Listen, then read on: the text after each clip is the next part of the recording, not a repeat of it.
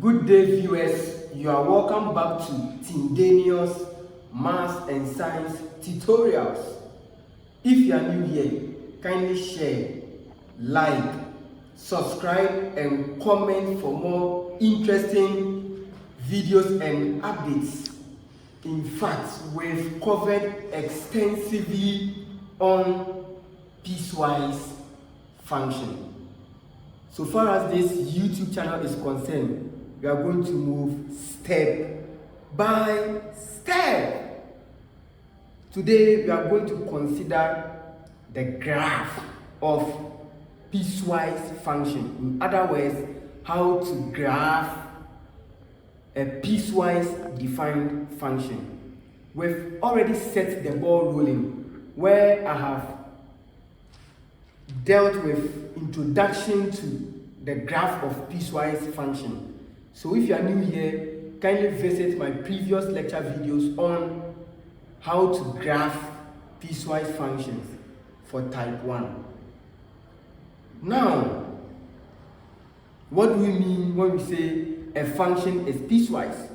So, in summary, a function may employ different functions, and these different functions we call them sub-functions, which has different portion or parts of its domain. Such a function is rendered or considered piecewise. So I have a question on the board. Sketch a graph of the function. Of course, this is what? Piecewise. Okay, good. So f of x is given by this for the set of intervals, okay? Also this for that. Now, if your mathematics is very good, you can draw this offhand, okay? But so far as Tindanious Science and Maths YouTube channel is concerned, we are just going to take our time, okay? And we'll arrive at the same answer. Let's go straight to the point. What we are going to do is, we are going to consider this function separately and consider this also separately. After that, then we will merge the two segments to form what? The overall graph of the function. So, let's consider, so let's say let y, which is equal to f of x, be equal to x squared. Okay, so let me tackle x squared this way. And now for x squared, look, for x is less than or equal to 2. What does it mean? It means you start from a value 2, then you move or you approach what? The negative what? That's the negative numbers, right? Good. So we can say that, or we can just draw a table this way, okay, for simplicity purposes, okay? So you have your x over here, you have what? Your y. Remember, we are going to plot, we are graphing, so we need our x coordinates as well as what? Our y coordinates. So we have the function to be x squared. So here, let me start from 2. So I have 2 here, okay, then because 2 reduces to 0, then it approaches towards the negative values. So from 2, we have 1, right? Then we have 0, we have what? Negative 1. We have what? Negative 2. Permit me to end here. You can continue, alright? You can even have negative 3, negative 4. All depends on you, okay? This way. Now, if you have x and you square x, okay, you get the corresponding y coordinates. Because this is x, okay, which has been squared. So if I have x to be 2, if I square it, what do I get? I get 4. If I have 1 and I square it, what do I have? 1. If I have 0 and I square it, I have what? 0. If I have negative 1 and I square it, I have what? Positive 1. If I have negative 2 and I square it, I'll get positive 4. When I have negative 3, if I square it, I'll have what? Positive 9. When I have negative 4, when I square it, I have what? Positive 16. How are we doing the square? For example, let me consider the negative values. If I have negative 1, I have negative 1, okay, then all squared, I have what? 1. Please take note, it's not negative 1 squared. Negative 1 squared, you have what? Negative 1. If I have negative 2 squared, I have what? Negative 4. So, in other words, if you have, let's say, negative x squared, it's not equal to what? Negative x all squared. Do you get that? So, take note of this. To throw more light on this interval, okay? So, if I have my number line, 0, positive 1, positive 2, okay? Then I have negative 1, negative 2.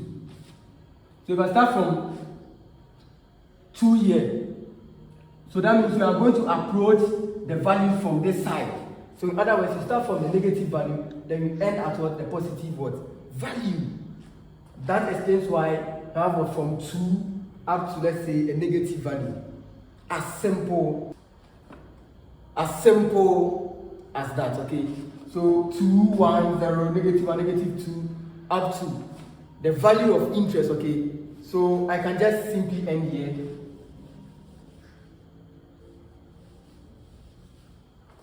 As simple as that, okay? Yeah. So what do I do next? I will graph this function separately, okay? So what do I have? So if I draw my Cartesian plane this way, so let's say I have, this is my y-axis against my x-axis, right? So let's say this is 0, 1, 2, 3. Negative 1, negative 2, negative what? 3. 1, 2, 3. Negative 1, negative 2, then negative 3. As simple as that. What happens? Let me do the plotting. So what I'll do is, I have 2, 4. I have 1, 1, 0, 0, negative 1, 1, negative 2, 4. So I have 2 and 4, right? So I have 2 and 4. How am I going to plot this? I have 2 over here, then I have what? Positive 4. Yeah, positive 4, right? So I have 2, then I have positive 4 somewhere here. Do you get it that way? What's next? Viewers here, I have what? 1, 1. Is that also? So I have 1, 1. This is 1 and what? And 1. So I have it somewhere here. What do I have again? 0, 0. Here. What do I have? Negative 1, 1. So where is negative 1? Negative 1 here and 1 here. Somewhere here. Then I have negative 2, then 4. So negative 2 and what? And 4. Somewhere here. Something like this. So let's graph. So you just trace this point this way, passing through the origin. Because remember, 0, 0, right? To pass through this point, then up to this point. So in other words, we have a curve. We have what? A curve. And even x squared tells you that you have what? You have what? A quadratic what? This is a quadratic function. So we have what? A quadratic what? Curve. As simple as that. So this is for x what? X squared. As simple as that. Now viewers, what do we do? let's visit a question. We have x is less than or equal to 2. See, there's what? There is a bar over here. So that bar simply tells me I'm going to what? I'm going to shade that what? That end point. Right? So let's say here, viewers, this is the 2 here. You get it, darling? Up to here, then I'll shade here. Here will be shaded. Because remember, we said x is less than or equal to 2. So because of this bar, I'm going to shade this end point. So in other words, from this side to this side, okay, makes your function defined. Do you get that? So in other words, look at the inequality. X is less than or equal to 2. So look at the inequality sign. It is facing what? Pointing towards this side. So that means the graph starts from here, then towards what? This side. As simple as that. So viewers, let's consider the second one. If your math again is so strong over here, you can simply what? Join the line here. That's all. But let's go step by step. So for want of space, let me erase stuff over here.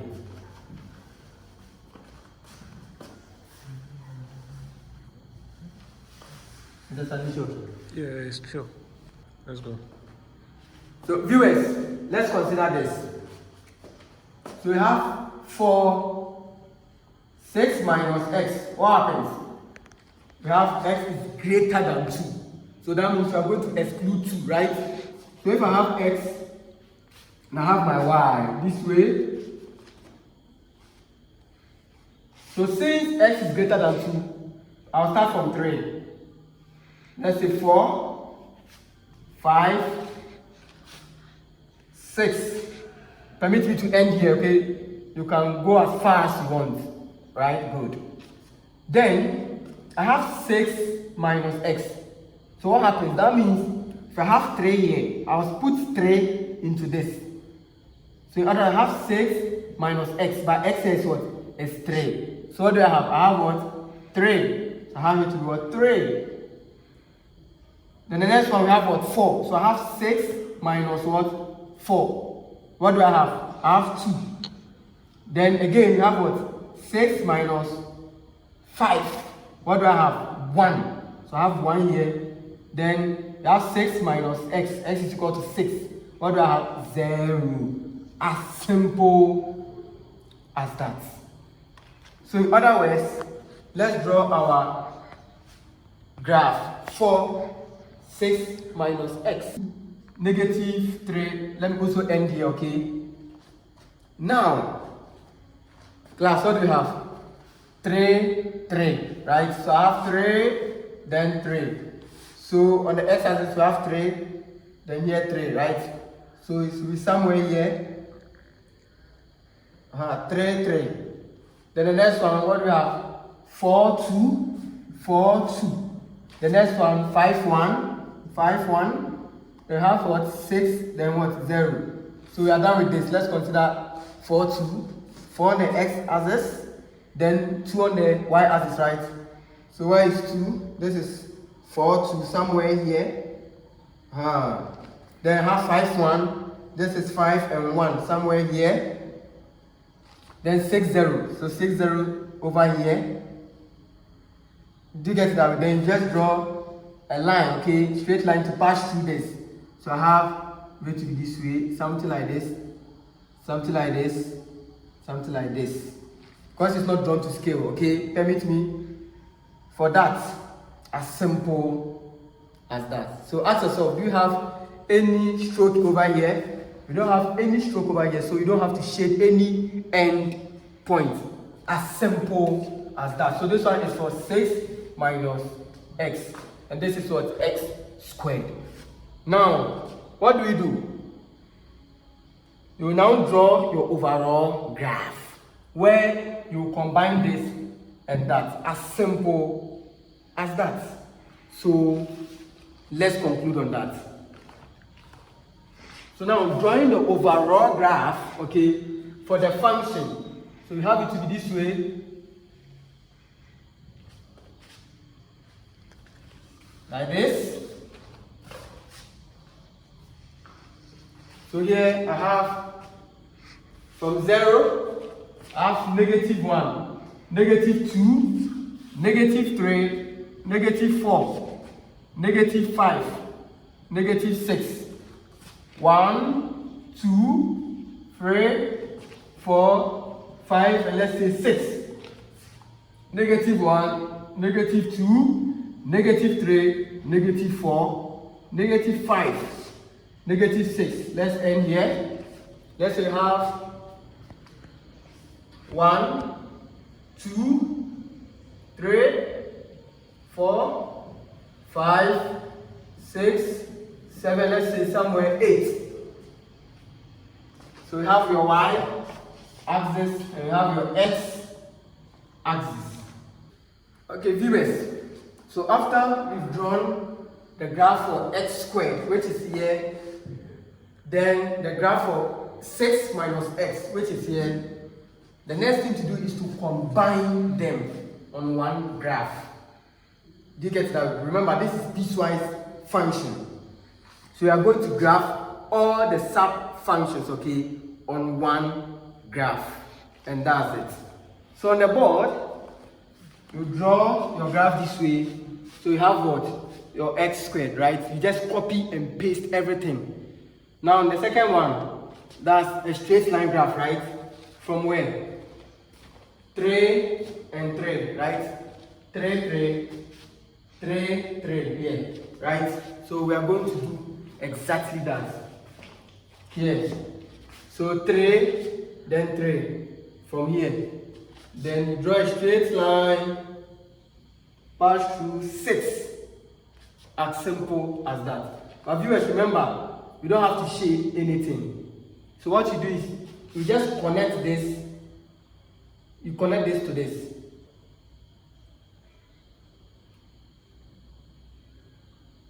Yes. As simple as that. So we have this to be this x squared, remember, and this is what? 6 minus your x. As simple as that. Viewers, you can decide not to connect them. You can decide to leave it this way and you are still correct, okay? So other books, you will see maybe hidden details or short dashes, okay, this way, all right? But in other books too, you wouldn't see it that way. As simple as that. So this one tells you x squared for that value, okay, that will make the function defined, which is x is less than or equal to 2. And for the straight line graph, this is also defined when x is what? X is greater than 2. Remember, they said x should be what? Greater than 2. So from the graph, look, when you trace this to touch here, clearly you realize that this is greater than what? 2. So this way. And for this, we have x is less than or equal to 2. So that means when you trace this, it will fall on the 2 exactly, then towards this direction. As simple as that. Viewers, this is the end to this tutorials under the graph of piecewise function. I'll see you next time for more interesting videos. In order to appreciate this topic at large, I'll shoot another video to throw more light on this. Remember to always practice what you study. Learn every day. If you stop learning, you'll stop living. Bye.